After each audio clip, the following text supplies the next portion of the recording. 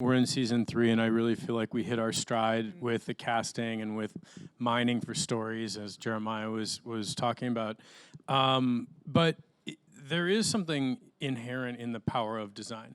When we live better and in a prettier place, we do better. The kids do their homework because there's a dedicated place to go. The busy mom comes home from work or from wherever at the end of the day and can settle into the home instead of looking at the 4 walls and thinking, someday I'm going to get to that, someday I'm going to do that, there's a new leak, and we're working with homeowners who are desperate for different reasons, but that's really what we're looking for. People whose homes aren't rising up to greet them, people who find themselves in these situations, and their whole life is affected. You can't compartmentalize stuff. You can't be killing it at work, killing it at school, killing it, with your style, and live in a hovel.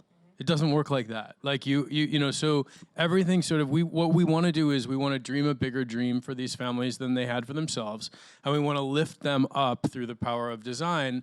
The show's about design. It's a makeover show. There's 1,000 makeover shows on TV.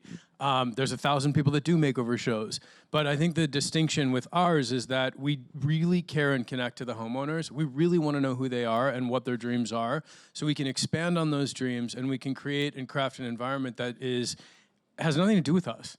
Yeah. It's really it's telling their story within their 4 walls.